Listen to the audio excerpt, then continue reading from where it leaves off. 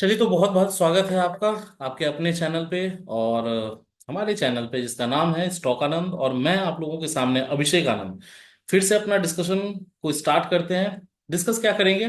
पिछले वीडियो में जो हम लोगों ने डिस्कस करा था कि निफ्टी और बैंक निफ्टी को किस अप्रोच के साथ देखना चाहिए। अगर पिछला वीडियो आपने नहीं देखा है, 1 मिनट के लिए मैं रुकूंगा बस। अगर पिछला वीडियो आपने नहीं देखा है तो प्लीज जाके देखिए। बिकॉज पिछले वीडियो में मैंने कह दिया था कि 25,000 पे कहीं ना कहीं निफ्टी बेस बनाने की कोशिश कर रही है, एक बेस बिल्डिंग हो रहा है। अगर 25,000 को तोड़ना है तो इसी वीक में तोड़ना पड़ेगा, जो कि आज हो गया। ये पिछले वीडियो में मैंने क्लियरली बताया।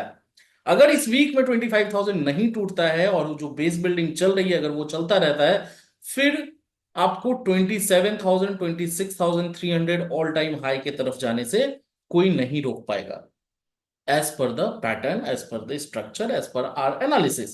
लेकिन जो नहीं होना था वही हो गया। आज मार्केट ने तोड़ दिया है और अच्छा खासा तोड़ा है। रीजन क्या है इस फॉल के पीछे? क्या एक्सपेक्ट कर सकते हैं आगे मार्केट को लेके? ये दिवाली के टाइम पे होली जैसा क्यों महसूस हो रहा है? ये लाल रंग से होली खेली जा रही है, तो उन सारी चीजों के बारे में डिस्कस करेंगे, रीजंस को समझने की कोशिश करेंगे और आगे हमारा क्या ट्रेडिंग प्लान होना चाहिए कल के लिए और आगे कुछ वीक्स के लिए भी। उन सारी चीजों को, बहुत इंपॉर्टेंट टॉपिक्स को डिस्कस करेंगे। ध्यान से समझिएगा, ज्यादा टाइम मैं नहीं लूंगा। Just keep aside your work, anything you are working, और इस वीडियो को देखना है बस 5 से 10 मिनट के लिए, उसको साइड कर दीजिए और ध्यान से समझिए।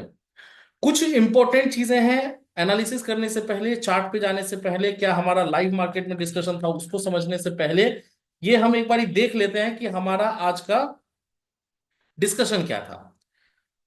3 4 चीजें पहले समझ लीजिए कि रिलायंस रिलायंस में मार्केट को, रिलायंस पिछले 2 दिन से सस्टेन करने की कोशिश कर रहा है।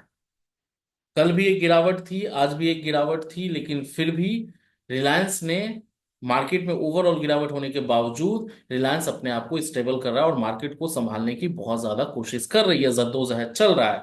कल रिलायंस और एचडीएफसी जुगलबंदी कर रहे थे, आज रिलायंस और इंफोसिस जुगलबंदी कर रहे थे। मतलब कहने का यह है कि इन दोनों का वेटेज बहुत अच्छा खासा है, फिर भी मार्केट को 300 पॉइंट, 250 पॉइंट, 200 पॉइंट गिराने से बचा नहीं पाई। किस लेवल की सेलिंग हो रही है? तो रिलायंस का अभी क्या चल रहा है ना, पॉजिटिव क्यों है? रिजल्ट तो बहुत अच्छा आया नहीं, फिर भी स्टारलिंक, एक आपका वो एलन मस्क का आपने सुना होगा, हाँ स्टारलिंक ही नाम है शायद, है ना? They want to come in India. और उनका सिस्टम क्या है ना, मैं देखिए लेमन लैंग्वेज में आम आदमी की तरह समझिए। उनका सिस्टम क्या है कि एक छतरी उन्होंने दे दिया और वो आप कहीं भी ट्रेवल करो, वो बस आपके पास होना चाहिए, और वो डायरेक्ट सैटेलाइट से आपका जुड़ा होता है, and they will provide the internet. अभी जैसे वायर वगैरह का सारा चीज है, वाईफाई लगाना है, ये है वो है, चार्जेस हैं, वो सारी चीजें खत्म करके स्टारलिंक का आपका क्या सिस्टम है कि एक एंटीना वो प्रोवाइड कर देंगे, उसको आप कहीं भी ट्रेवल करके जाइए, जंगल में भी बैठ जाइए, उनको नेटवर्क से कोई लेना देना नहीं, वो डायरेक्ट सैटेलाइट से आपको इंटरनेट प्रोवाइड करता है। They want to come in India. अभी क्या हो रहा है, रिलायंस ने उस पे अपना मोनोपोली दिखाया कि नहीं भाई, अब इसको अगर आना है तो स्पेक्ट्रम के थ्रू आना चाहिए, टेंडर के थ्रू आना चाहिए, ये सारी चीजें चल रही हैं। अब यहाँ पे डिसीजन मायने रखेगा गवर्नमेंट का, कि वो क्या डिसाइड करती है। अगर वो अलाउ कर देती है, अप्रूव कर देती है कि हाँ भाई आप इंडिया में आइए, रिलायंस हो सकता है आपको बहुत ज्यादा नीचे दिखे, 20 30%, 40% भी करेक्ट हो सकती है, अगर, जो कि जिसकी संभावना बहुत ज्यादा है। बिकॉज आप जान ही रहे हैं कि फेवरेट पर्सन अभी इंडिया में कौन कौन है इंडियन गवर्नमेंट के। तो होना नहीं चाहिए। हो सकता है इसको डिनायल मोड में कंटिन्यू कर दिया जाए और उसको एंटरटेन ना किया जाए, तो फिर रिलायंस के लिए एक बहुत बड़ा पॉजिटिव न्यूज है। और इसी को एक्सपेक्ट करके 2 दिन से रिलायंस ऊपर चल रहा है। ठीक है। अगर कहीं से भी ये क्लियरेंस मिल जाता है कि नहीं, नहीं आना है स्टारलिंक को यहाँ पे, या कोई और वे है, कोई और तरीका है जिससे लाया जाए, जिसमें रिलायंस वगैरह को ज्यादा नुकसान नहीं हो, तो फिर ठीक है, तो रिलायंस आपका बहुत पॉजिटिव रहेगा। लेकिन इन केस अगर कुछ वैसी चीजें आती हैं, एक बहुत हाई मोड ऑफ कंपटीशन अगर उनको देखना पड़ सक जाता है स्टारलिंक की तरफ से, तो फिर दिक्कत और ज्यादा बढ़ेगी, रिलायंस के लिए बहुत अलग लेवल की दिक्कत तैयार हो जाएगी। तो ये एक चीज है। बाकी कुछ सेबी का एक नया रूल आया था, अभी रोज पूरा अक्टूबर लगता है कुछ ना कुछ नया रूल आपका आता रहेगा। कॉन्ट्रैक्ट वाइज जो ओपन इंटरेस्ट लिमिट था, विच वाज 15% और 500 crore, whichever is higher. Open interest का क्या लिमिट, क्या मैं आपको समझाऊं कि जैसे मान लीजिए कभी कभी किसी भी ब्रोकर के थ्रू आप सादा ओटीएम में जाके अगर बाय करना चाहते हैं ऑप्शन, तो वो आपको बाय करने नहीं देता था, बिकॉज ओपन इंटरेस्ट का जो लिमिट है ना वो एक्सीड हो जाता था। अब वो बढ़ा दिया गया है। पहले वो 15% और 500 करोड़ लिमिट था उसका, अब वो 15% और 7500 करोड़ हो गया। ठीक है। तो वो अब लिमिट जो है ना एक्सीड होने वाली बात, ब्रीच होने वाली बात खत्म हो गई है। तो ये एक ठीक चीज है। बाकी आज आपका दो रिजल्ट आया है, इन्फोसिस पूरा रिजल्ट, पूरा वीक, मैंने पिछले वीडियो में बताया था पूरा वीक आपका रिजल्ट वाला वीक होगा। फंडामेंटल्स को सपोर्ट करना पड़ेगा। पिछले वीडियो को मैं बार बार बोल रहा हूं, अगर आप ये वीडियो कंटिन्यू कर रहे हैं और पिछले वीडियो को नहीं देखा है आपने, तो प्लीज जाके देखिए पहले, फिर इस वीडियो पे आ जाइएगा। बिकॉज पिछले वीडियो में मैंने बताया है कि फंडामेंटल्स को सपोर्ट करना पड़ेगा इस वैल्यूएशन को। अगर आप 100 रुपए के पे खड़े हैं, तो आपको वो बताना पड़ेगा कि हाँ ये अर्निंग है हमारी, ये अर्निंग ग्रोथ है हमारी, तभी हम 100 रुपए पे खड़े हैं। निफ्टी अगर 25,000 26,000 जा रही है, तो आपको वो सपोर्ट कराना पड़ेगा कि निफ्टी के 50 कंपनीज आपको उस अर्निंग, उसके अर्निंग में उस तरह की ग्रोथ हो रही है, जो कि टीसीएस के रिजल्ट से नहीं दिखा, जो कि रिलायंस के रिजल्ट से नहीं दिखा, जो कि बहुत लोगों को हो सकता है ये मैं गलत साउंड करूंगा, इन्फोसिस के रिजल्ट से भी नहीं दिखा। ओके ओके है। जिस हिसाब का प्राइस इंक्रीमेंट हुआ है 1000 से 2000, उस टाइप का तो रिजल्ट आया नहीं है। तो रिजल्ट को भी तो कंपनी के जो ग्रोथ हो रहा है, जो अर्निंग हो रहा है, उसमें जो ग्रोथ हो रहा है, उसको भी तो सपोर्ट करना चाहिए ना, उसके प्राइस को। अभी एक्सिस बैंक का भी रिजल्ट आया, एक्सिस बैंक का रिजल्ट कंपैरेटिवली जितने भी रिजल्ट्स अभी तक आए हैं बहुत अच्छा है। लेकिन हो सकता है एक्सिस बैंक कल गिर जाए और इन्फोसिस ऊपर चला जाए, because we are different. FIIs लगातार बेच रहे हैं, डीआईआईज लगातार खरीद रहे हैं, रिटेलर्स लगातार खरीद रहे हैं, बाय ऑन डिप वाला कॉन्सेप्ट अभी न्यूज चैनल चला रहे हैं। मत फंसिए, थोड़ा सा संभल के कॉशियस, पिछले वीडियो में भी मैंने बताया कि थोड़ा सा कॉशियस रहिए, सतर्क रहिए मार्केट में, because fundamentals are not supporting the valuation, जिस वैल्यूएशन पे आप खड़े हैं। एवरीथिंग, देखिए एक चीज मैं आज भी कुछ क्लाइंट्स को भी मैं बोल रहा था कि everything is looking good versus everything is good में अंतर है सर। हर चीज अच्छा दिखना और हर चीज अच्छा होना में डिफरेंस है ना। अभी क्या हो रहा है, अच्छा दिख रहा है हर चीज, अच्छा है कितना, वो रिजल्ट से पता चलेगा, जो सारे कंपनीज के आ रहे हैं अभी फिलहाल। इन्फोसिस का ओके है रिजल्ट, कोई दिक्कत नहीं है, लेकिन एक्सिस बैंक का भी उससे कहीं ना कहीं सारी कंपनीज का अभी तक जितना है कॉम्पेरेटिवली अच्छा है, इन्फोसिस का भी टीसीएस के कंपैरिजन में अच्छा है। तो देखते हैं कल क्या होता है इन दोनों का। बाकी अच्छा, बजाज ऑटो आज एक मेजर रोल इनका रहा है निफ्टी को इतना ट्रैक करने के लिए। बजाज ऑटो में भाई इन्होंने बस ये बता दिया कि जो हमारी एक्सपेक्टेशन थी डिमांड की फेस्टिव सीजन को लेके, वो डिमांड हम मीट नहीं कर रहे हैं। और वो बस इंडिया के लिए नहीं है, फेस्टिव सीजन तो इंडिया में चल रहा है ना, वर्ल्ड वाइड स्लो डाउन है डिमांड का। और ये मैं बार बार बोल रहा था जब यूएस का रेट कट आने वाला था उसी टाइम से कि मेटल्स में तेजी होगी, ऑटो सेक्टर के लिए खराब होगा। लेकिन उस समय ऑटो सेक्टर बूम पे बूम चल रहा था, आप लोगों को बहुत मजा आ रहा था। अब आप लोगों को समझ में आ रहा होगा कि ऑटो सेक्टर में कितनी दिक्कत है। आज एक तरफ से महिंद्रा महिंद्रा, आयशर मोटर, या फिर आपका बजाज ऑटो, हीरो मोटो, सारे गिरे हैं। और बहुत अच्छे खासे से अच्छे खासे लेवल पे धुलाई हुई है। तो थोड़ा सा बच के रहिए, कॉशियस रहिए ऑटो सेक्टर से। ऑटो सेक्टर को मैंने आज तक पिछले 2 महीने में एक बार भी रिकमेंड ही नहीं किया कि ऑटो सेक्टर में आप घुस सकते हैं। मैंने हमेशा खराब बोला है। खराब इन द सेंस कि ये नहीं कि कंपनी खराब है, अभी के लिए खराब है, समझ रहे हैं ना। तो अब आते हैं रिजल्ट्स। बहुत जितने भी अभी तक आए हैं रिजल्ट्स इंप्रेसिव नहीं है। मैंने बताया कि फंडामेंटल्स जो है वो सपोर्ट करना चाहिए। अगर बजाज ऑटो 4,000 का शेयर 12,000 हो जाता है, तो भाई 4,000 से 12,000 की जो जर्नी है वो आपके रिजल्ट में दिखना चाहिए ना। एम आई राइट और रॉन्ग? मैं आप मेरी बात समझ रहे हैं ना, मैं क्या बात कर रहा हूँ? मैं लेमे लैंग्वेज में आम आदमी की तरह मैं आपसे बात कर रहा हूँ कि भाई 4,000 से 12,000 आप जा रहे हैं, तो वो आपके ग्रोथ में दिखना चाहिए, अर्निंग में दिखना चाहिए, रिवेन्यू में दिखना चाहिए, प्रॉफिट में दिखना चाहिए। ठीक है। आते हैं आज के डिस्कशन पे। छोटा सा डिस्कशन था आज हमारा। देखिए, लाइव मार्केट में जो नहीं जुड़े हैं उनके लिए मैं आपको बता दूं, डिस्क्रिप्शन और कमेंट बॉक्स दोनों में टेलीग्राम का लिंक है, डायरेक्ट क्लिक करें, फ्री ऑफ कॉस्ट वहां आप ज्वाइन कर लें, जहां पे लाइव मार्केट में हमारा डिस्कशन होता रहता है एक दूसरे के साथ कि निफ्टी अभी यहां है, यहां से ये हो सकता है, बाय ट्रेड में घुसें ना घुसें, स्टॉप लॉस लें, एग्जिट लें, प्रॉफिट बुक करें, सारी चीजें जो भी मेरे तरफ से मेरा मेरा एनालिसिस, मेरी नॉलेज के बेसिस पे जो भी मुझे इंपॉर्टेंट इंफॉर्मेशन लगता है वो मैं वहां पे अपडेट करता रहता हूं। तो उसको आप समझ सकते हैं। बाकी आज हमारा क्या डिस्कशन था उसको आप एक बार देख लीजिए, और फिर हम लोग चार्ट एनालिसिस पे चलेंगे कल के लिए हमारा क्या रहेगा। October 17th, power packed buy with power pack day with many nifty 50 companies result। Obviously Infosys के थे, एक्सिस बैंक, अभी विप्रो आएगा। विप्रो का भी रिजल्ट आज ही है। Nifty seems flat opening, will update levels after opening. Opening के बाद निफ्टी 25,000, 25,050, 25,000 हमारा नीचे का लेवल था, 25,050 हमारा ऊपर का लेवल था, और उसके बाद तो आपने देख लिया है क्या कमाल हुआ। हमारा लेवल टूटने के बाद मैंने सीधा लिख दिया 9:11, search any trade outside these range if sustains either side. 25,000 के नीचे जैसे ही सस्टेन करने लग गया 5 मिनट के कैंडल पे, आप वहां पे शॉर्ट सेल कर सकते थे, पुट बाय कर सकते थे निफ्टी का। और उसके बाद मैंने 9:51 पे ही मैसेज कर दिया कि book your profit here in short position if made after breaching our 25,000 का लेवल। उसका 813, वो तो 700 तक चला गया, मतलब 720-30 तक भी चला गया, 100 पॉइंट और आपको आ सकता था, लेकिन लेवल यही है।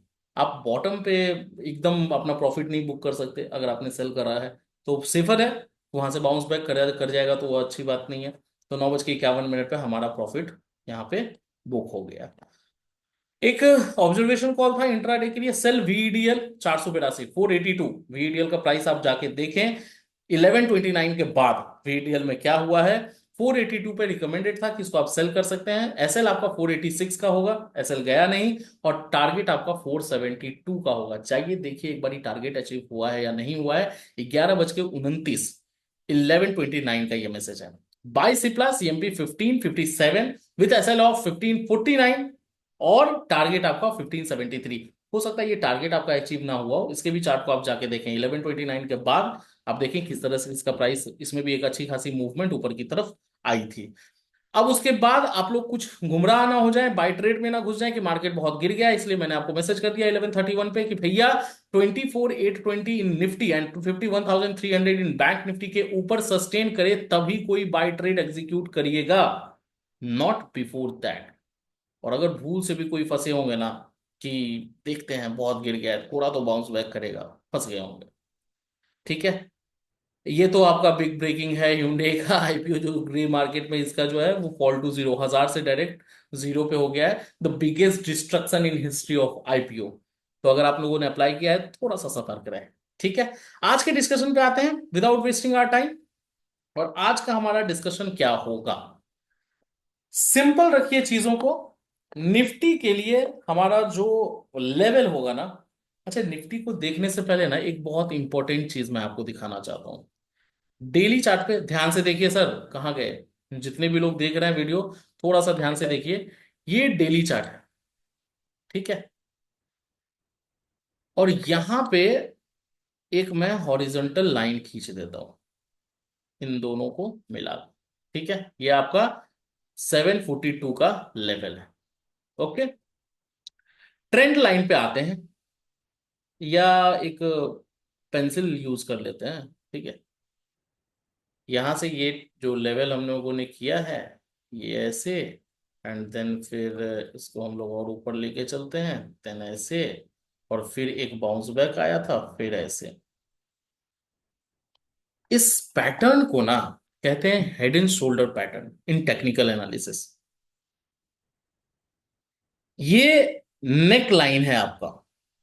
अगर ये नेक लाइन आपका टूट गया ना सर, तो पता है टारगेट कितने का बन के आता है एज पर द कैलकुलेशन। ये देखिए टेक्निकल एनालिसिस है, यहाँ पे आप पढ़ भी सकते हैं, समझ भी सकते हैं।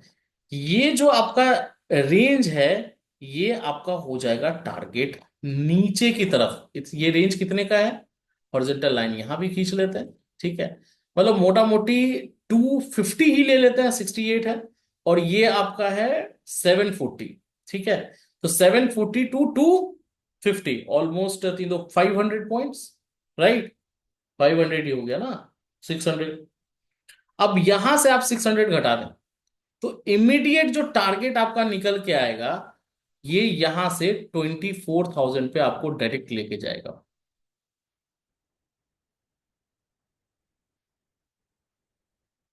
अगर इसके हिसाब से हम देखें तो, सॉरी सॉरी सॉरी, 2600 200 और 24,970।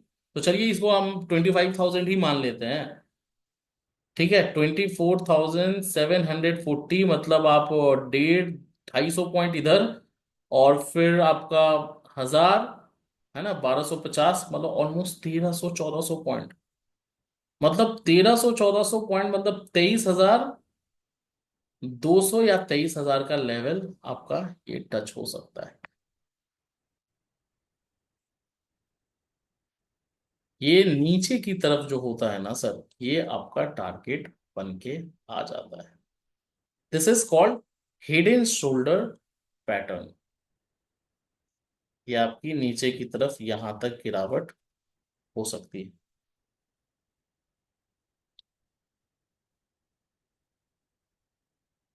चलिए, ठीक है, समझ गए। तो ये डेली चार्ट एनालिसिस है। तो थोड़ा सा सतर्क रहने की जरूरत है। ये वैलिडेट कब होगा ना, जब नेक लाइन के नीचे ब्रेक करके ये क्लोजिंग दे दे। नेक लाइन अगर ध्यान से आप कैलकुलेट करके इसको आप मेंशन करेंगे तो 690 के आसपास, मतलब 700 के नीचे आएगा। तो 700 के नीचे अगर किसी भी दिन क्लोज कर देती है निफ्टी, कल, मंडे, तो ये स्ट्रक्चर हो जाएगा वैलिडेट। अभी तक ये स्ट्रक्चर वैलिडेट नहीं हुआ है, ये स्ट्रक्चर बन रहा है। ये कंफर्मेशन कब मिलेगा कि ये हेड एंड शोल्डर है और टारगेट हमारा 23,000 का नीचे की तरफ हो जाएगा, कब? जब ये 700 के नीचे क्लोज कर दे डेली चार्ट पर। आते हैं कल का हमारा क्या डिस्कशन होगा। थोड़ा सा घबराने वाली बात नहीं है, ऐसा नहीं हो कि मैंने कुछ बहुत बड़ा बात बोल दिया। इसके लिए हमेशा हम लोगों को तैयार रहना चाहिए, ठीक है। 5 मिनट के चार्ट पे जब आप आएंगे, तो वहां पे हम लोग डिस्कस कर लेते हैं कल का हमारा क्या इंपॉर्टेंट लेवल रहने वाला है। सबसे पहला लेवल मेंशन कर लीजिएगा। अगर मार्केट को ऊपर जाना है, तो सबसे पहले तो 800 का ही अब एक रेजिस्टेंस हो गया है इसका। 800 हमारा टारगेट था, अब 800 जो है, ये हमारा 800, सॉरी, 24,800 हमारा क्या हो जाएगा, फर्स्ट पड़ाव, पहला लेवल हो जाएगा। इसके ऊपर सस्टेन मार्केट को करना होगा, then only it can give a ride above 880। तो 880 आपका क्या होगा, इमीडिएट टारगेट हो जाएगा। 880 के ऊपर भी अगर सस्टेन करने लग जाए, देन इजिली 950 या प्रीवियस क्लोज जो 970 का लेवल है, वहां तक आप इसको देख पाएंगे। अगर मैं 50 को ही मेंशन कर दूं, तो ये हमारा इमीडिएट 3 लेवल्स हैं, इसको ध्यान में रखिएगा कल के लिए। और अगर नीचे की तरफ भी सस्टेन करने लग जाती है, फिर तो बवाल ही बवाल है। तो पहला लेवल आपका 730 का होगा। 730 को थोड़ा सा ध्यान में रख के चलेंगे।